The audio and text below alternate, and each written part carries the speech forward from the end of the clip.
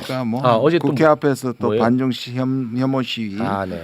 저는 그거 하는지도 모르고 중간을 지나가다가 생명의 위협을 느끼긴 했습니다만. 어느 지역이요?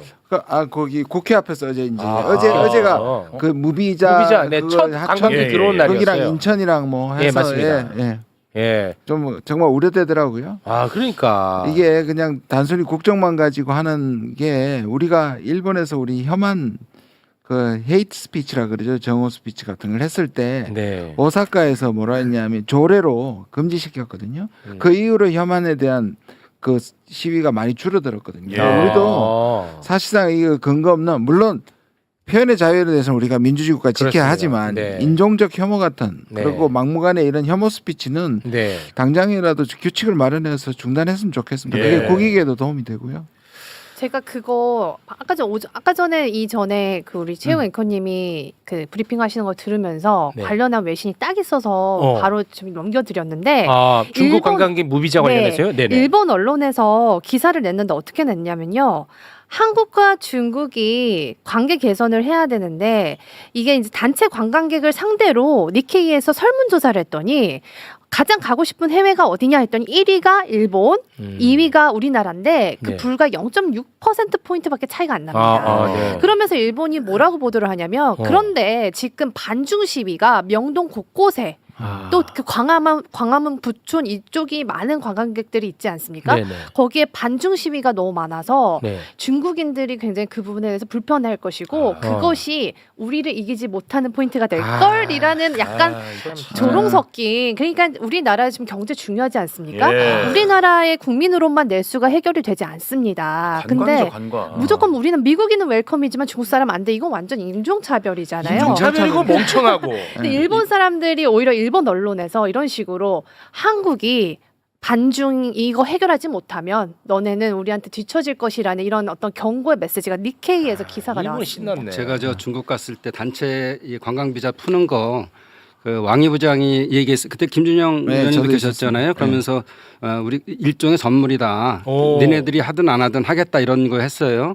근데 그 전에 도정원 장관하고 중국 측을 만나면서 무슨 협상을 했냐면은 봐라 니네들 우리랑 이제 한중 관계가 안 좋아서 관광객 안 오고 우리도 안 가니까 다 어디 가냐 지금 중국 일본만 간다 일본만 논았다 이런 얘기하니까 거기 와 있던 사람들하고 그렇게 뒤를 쳐다보면서 그렇네 그러면서 몇 개를 우선적으로 풀었어요 그 당시에 몇 개에 대한 이제 중국 측에 우리가 무비자로 들어가는 것들에 대해 단체 관광을 몇 군데 풀었거든요. 그래서 그렇게 하는 것처럼 일본도 지금 굉장히 관광이 중요합니다.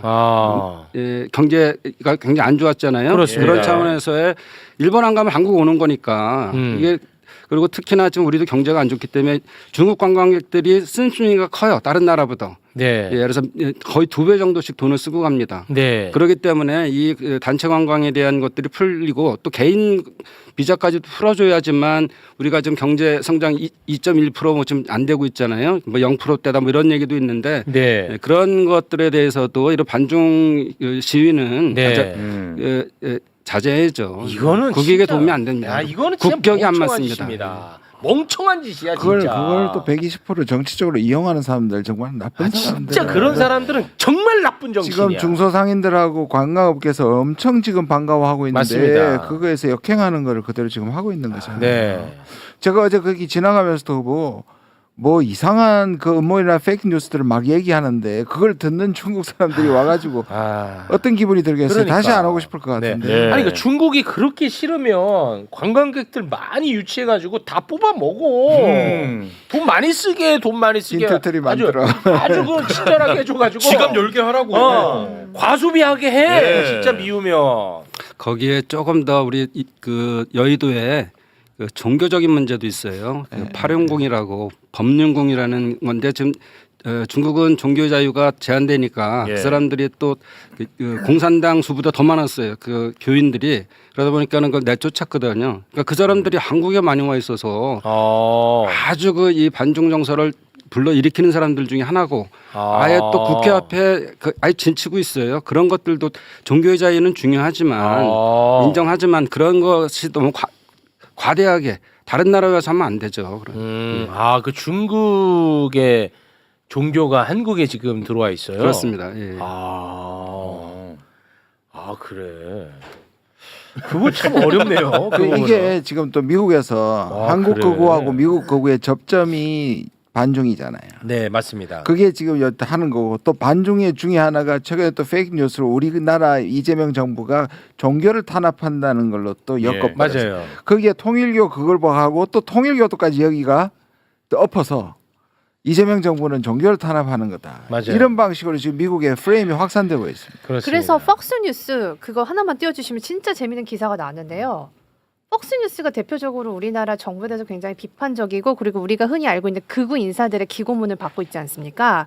폭스뉴스에서 그 이재명 정부가 네. 한국의 그 교회들을 압박하고 있고 계속 어렵게 하고 있다라는 기사를 정말 끊임없이 내고 있어요. 이 폭스뉴스를 사실 인용하는 그 우리나라 레거시 미디어들도 있는데 그 폭스뉴스 자체의 그 기고문을 낸 그 기자를 봐야 돼. 그 사람을. 그 사람들이 대부분 다 극우적인 사람들이거든요. 네. 뭐 미국의 그 솔저에서 뭐 미국 군인 출신도 있고 여기를 보면 지금 계속 우리나라 공격하는 포인트가 한국 교회 압수수색하고 한국 교회 아무 죄도 없는데 탄압한다.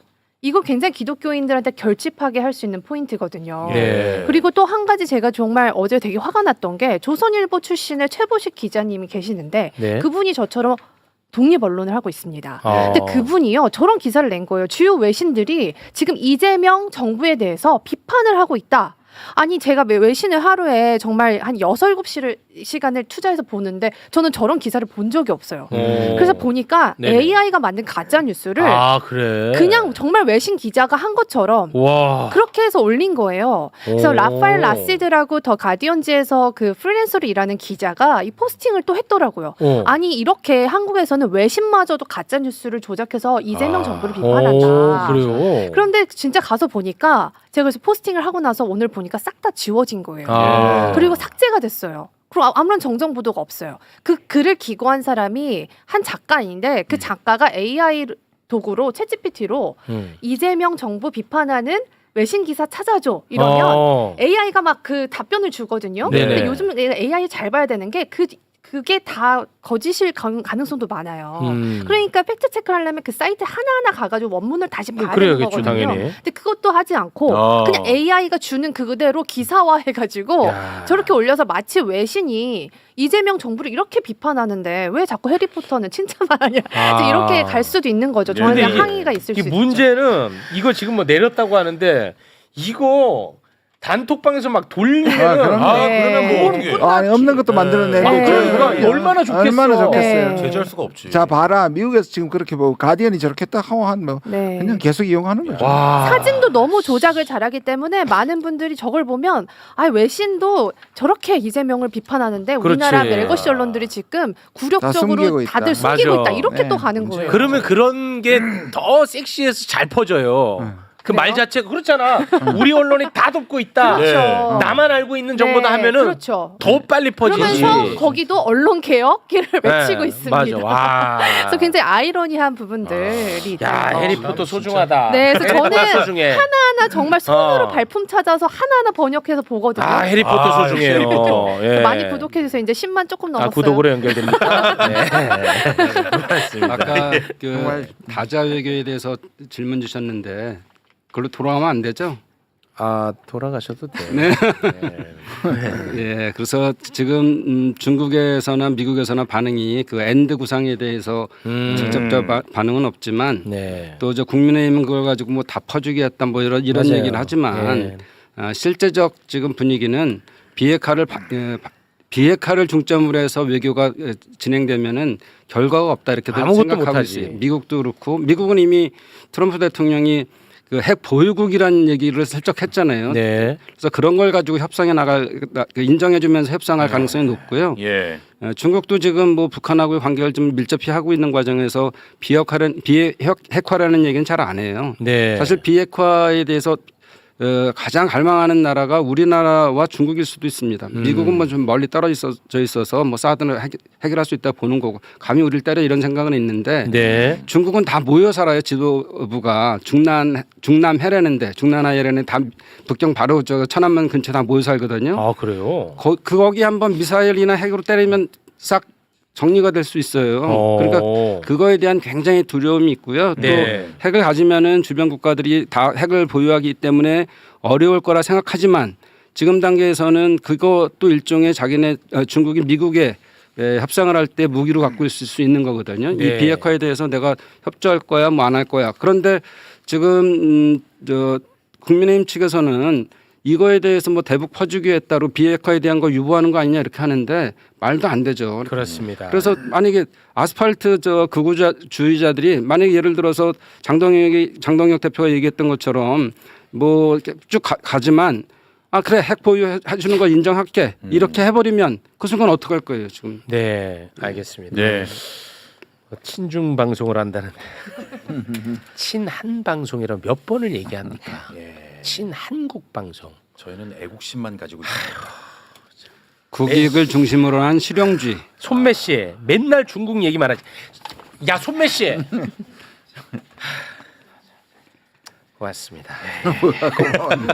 고마워. 자, 뜬금없이. 아 이거 습관. 네, 습관이에요. 진짜 중요한 이야기입니다. 그리고 가장 머리 아픈 얘기, 가장 어려운 이야기, 관세 협상에 대한 이야기. 아 이거 진짜 어떻게 해야 돼? 트럼프 3,500억 달러 한국 빨리 내놔. 선불로 내놔. 네. 이게 이제 우리 돈으로 이 언론에서 자꾸 3,500억 달러로 가니까 이게 피부로 안 하다. 안 와닿지가 와닿고. 않아요. 잘 500조라고 모르겠고. 해야 돼. 500조. 근데 지금 다들 500조. 협정에 서명을 안 하고 왔잖아요. 구두 협정 그 정상회담 네. 때는 구두 합의입니다.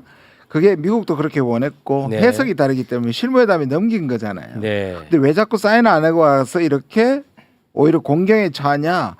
그거 거짓말 아니냐 그랬는데 미국이 처음부터 서명할 수 없는 요구를 했기 때문에 네. 서명 안 하고 넘긴 네. 것이지 네. 우리가 속아서 서명했는데 바꾸는 게 아니란 말이에요. 네. 지금은 서명 안 하는 게 옳은 일이고요. 그렇죠. 그럼요. 게다가 지금 러터니가 뭐라고 얘기까지 하냐면 거기다 2천억 불 더 보태서 5,500억 불 5,500억. 내라고 그래 얘기합니다. 돈 더 달라 그래. 예, 돈 더 내라고 얘기합니다. 예. 그래서 오히려 대통령은 오히려 러터닉을 배제했고 트럼프를 배제했고 오히려 그래서 베센트를 만났어요. 베센트 네. 만났죠. 그래서 베센트 만나서 오히려 합리적인 거에 대해서 설명을 했는데 네.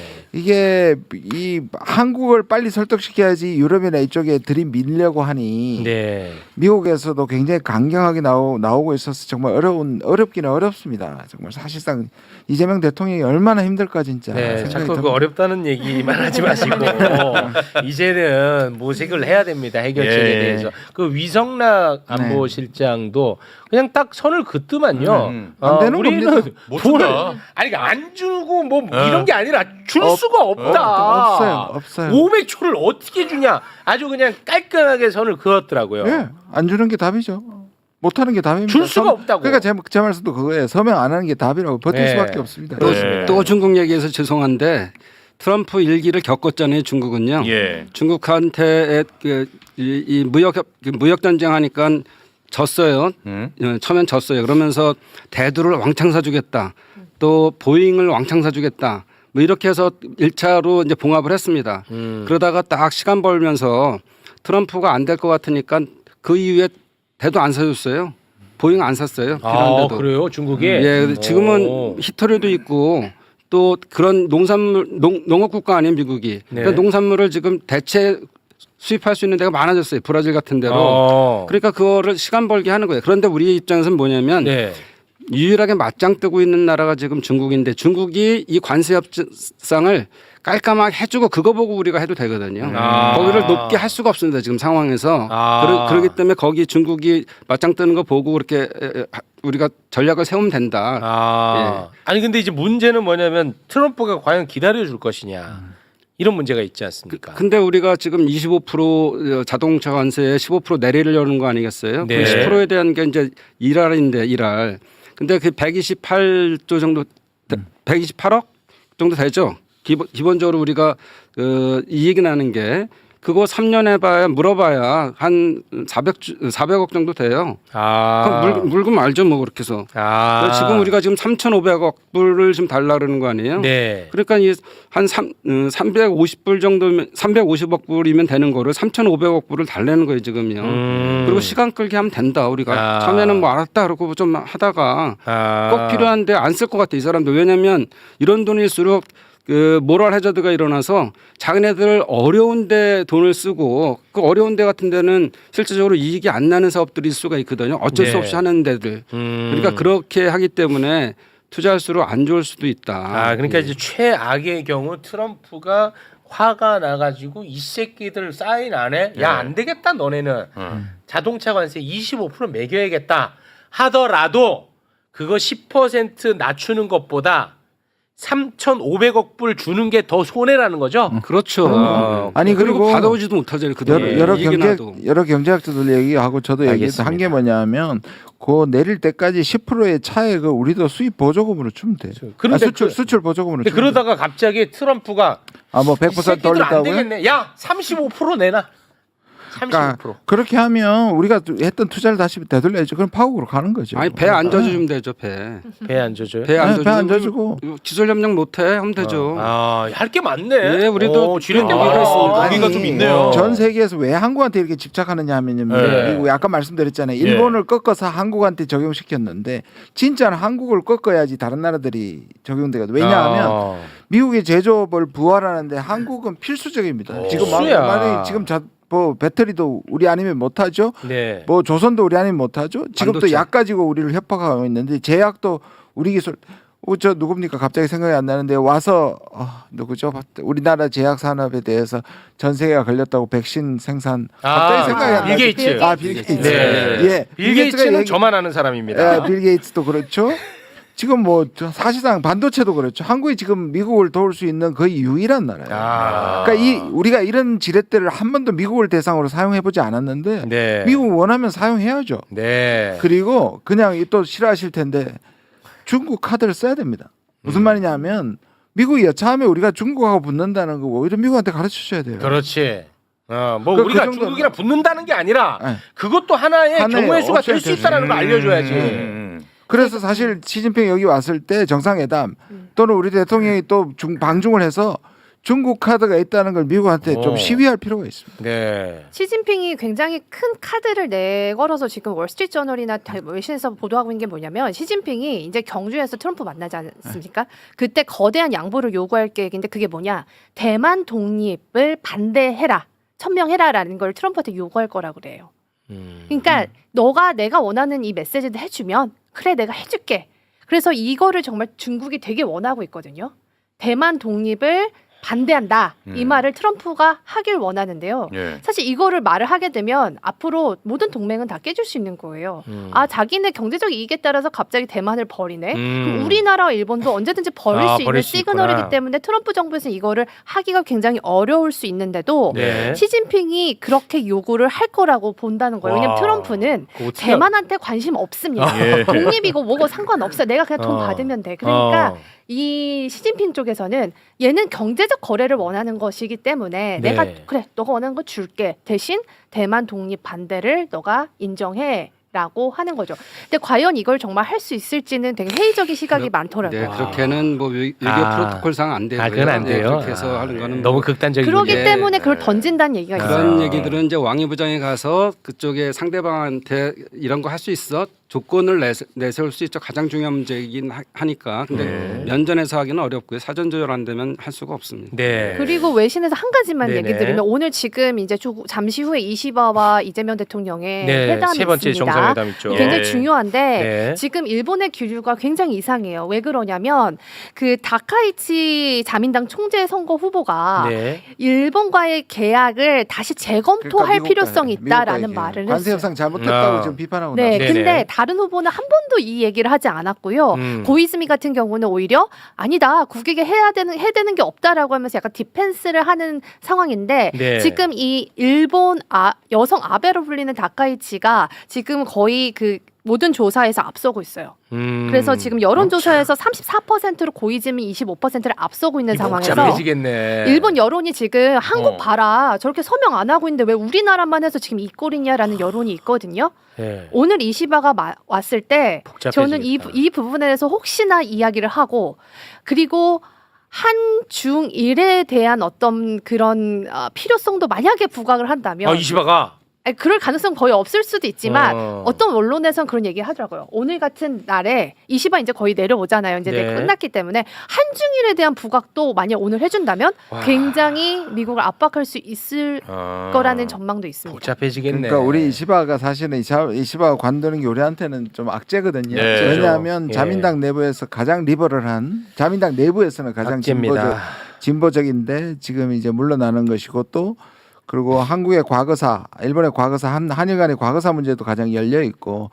근데 왜 뭐 이미 9월 4일 날 물러날 텐데 오냐? 뭐 10월 4일. 10월 4일 죄송합니다. 네. 10월 4일인데 그럼에도 불구하고 다음에 제가 보기에는 아직 여전히 다카이치 사나이가 이시바 할 때도 1차에서는 1등 했다가 결선에서 뒤집혔거든요. 네. 그래서 많은 사람들이 오히려 고이즈무가 될 가능성이 더 높다고 얘기는 합니다. 아, 그래요? 근데 지금 1위로 사나이가 1위로 나오기는 하는데 이제 문제는 뭐냐면 다음에 우익이 오더라도 되돌리지 않게 마지막에 이시바가 과거사에 대해서 좀 점을 찍고 그러니까 한국에 대해서 좀 전향적인 지난번에는 이제 역대 정부라 그랬는데 네. 그걸 가지고 좀 더 구체적으로 만약에 표시한다면 네. 다음에 더 우익이 더 들었더라도 돌아가지 이제 못하게 이렇게 뭔가 돌아가지 못하게 하는 게 있기 때문에 저는 중요하다고 생각을 해요. 네.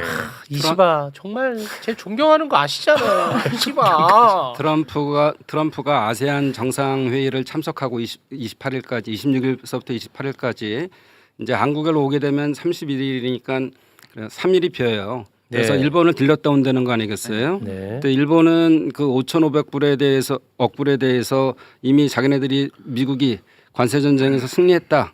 그러니까 그거를 가지고선 한국에 들어오면서 일본을 들렸다 오면서 이거 봐라. 압박하도록. 예, 압박하도록 저 일본 그렇게 하는데 너네도 해야지 이렇게 하는 게 있어요. 예. 그래서 이제 조금 다른 각도를 보면 우리가 지금 경주에서 열리는 거죠. 서울에서는 네. 이제 없고 알아보니까는 뭐 하얏트도 다 지금 만석이고 그리고 뭐 신라 호텔도 취소했다는 거 보니까 결국 이제 경주에서 미중 협상을 할 가능성이 있는데 네. 지금 트럼프가 일본을 들려서 한국을 들어온다면 저는 대리 중국 측에다 얘기한 거는 시진핑이 그 전승절 10월 10일 날 북한을 가라.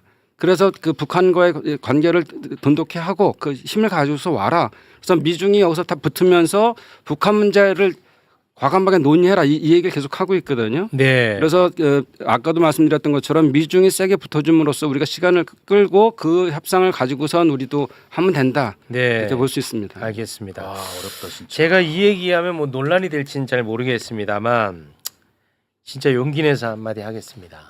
솔직히 그 이재명 대통령, 이재명 정부가 외교에 있어서만큼은 실리 외교로 저는 아무리 봐도 더 좋은 수가 없을 정도로 없습니다. 잘한다고 보고 있거든요. 맞습니다. 저는 물론 네, 뭐 잘은 모르지만. 예, 예.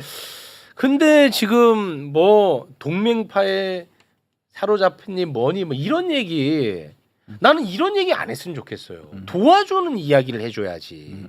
제가 좀 무식한 얘기일 수 있나요?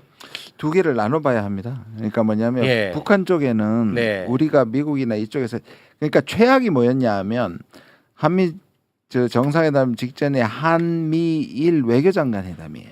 그건 중국한테도 굉장히 나빴고요. 대만 문제 건드렸고 북한한테 비핵화를 거의 선결적 것처럼 얘기했습니다. 그러니까 뭐냐면 북한에 대해서는 우리가 이쪽에 사실 대미 협상력을 높이고 대중 협상력을 높이기 위해서는 한반도가 안정돼야 되잖아요. 그러니까 네. 적어도 북한과의 평화 공존이 전제돼야 되는데 그렇죠. 북한이 싫어하는 비핵화를 계속 앞에 내서면서 자극하고 있잖아요. 그렇게 되면 트럼프가 예를 들어서 김정은을 만나는 것도 어렵게 만들거든요. 그래서 네. 이 부분에는 말씀하신 그 실용보다는 적어도 평화라는 게 가는 게 맞고요. 네. 그다음에 오히려 미국을 상대할 때는 지금 딱 정답이죠. 트럼프처럼 거래주의에 실용주의성이 더 있습니까? 그렇습니다. 그러니까 우리가 손해되는 짓은 안 한다. 당신이 손해되는 것을 안 하는 것처럼. 네. 이걸 분리해야 되는데 이걸 섞어버리는 경우가 좀 있는 거예요. 그러면 미국에서 이렇게 해가지고 미국이 니들 우리 말 안 들으면 예를 들자면 이런 겁니다. 관세 협상 말 안 들으면 네 북한하고 못해. 우리 안 해. 미군 철수해. 이렇게 협박할 수 있는 거죠. 그래서 오히려 이 부분에서는 오히려 뭐 동맹파 이런 거 나누는 게 아니라 네. 북한에서보다는 정동영 장관 같은 분들이 이 과감한 것을 밀어줘야 하고요. 미국에 대해서는 좀 철저하게 실용적으로 하는 이런 방식이 가장 이상적입니다. 예. 네.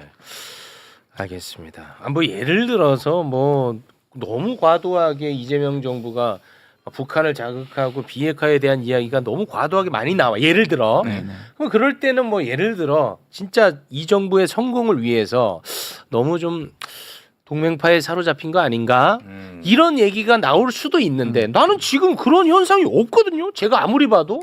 근데 그런 얘기가 좀 나올 때마다 좀 힘 빠지지 않을까 하는 생각에 제가 한번 좀 말씀을 드려봤습니다. 북한이 지금 저 미사일 발사하고 그러지 않잖아요. 네. 쟤네들이 미국하고 세게 붙겠다 할 때는 사실은 그걸 발사를 하거든요. 그리고 핵실험을 하고 하는데 그걸 지금 자제하고 있다는 거는 뭔가가 북미 대화를 통해서 한반도 평화를 가져가는 게 그 사람들도 바쁘지 않겠어요? 그렇게 해야 되는 거고. 네. 알겠습니다. 그리고 이게 참 궁금한데요. 그 트럼프가 그 800명 넘는 그 별 장성들을 미국 한 자리로 다 소집했다. 이런 일은 없었다. 예. 우리 미국 전문가들도 야 이거는 안보에도 오히려 위험하다. 한 곳만 때리면 끝난다. 예. 이거 테러 위협이 높아진다라고까지 얘기하는데 네. 소집에 대한 이유를 얘기하지 않고 있다고요? 아직도 아무도 모릅니다. 이게 뭐예요? 오늘 이거 지금 오늘 우리나라 설명해 주세요. 밤 시간에 그러니까 미국에 오늘 합니다. 우리 밤 시간 미국 아침 시간에 이제 실제로 합니다. 그래요? 퀀티코라고 워싱턴에서 좀 떨어져 있는 기지가 있는데 거기서 네. 하는데요. 네. 800명 다 가요? 지금 미국에 정확하게 840명 정도 되는데 한 와. 800명 이상이 오고요. 이런 거는 미국 역대 처음이고요. 그다음에 만약에 지금 셧다운이 되면 이 사람들 비행기값 없어서 못 돌아갈 수도 있다는 얘기까지 나옵니다. 왜냐하면 예산이 이제 중단되니까 왔다가 그러니까 그 정도로 위험한 시기에 지금 오는 거고 네. 이게 처음엔 트럼프는 몰랐던 것 같고요. 무슨 침묵 트럼프가 예, 몰랐다. 지금 트럼프가 몰랐고 헤그세스가 전체 일종의 뭐 군기 잡기 위해서 부르는 것 같다.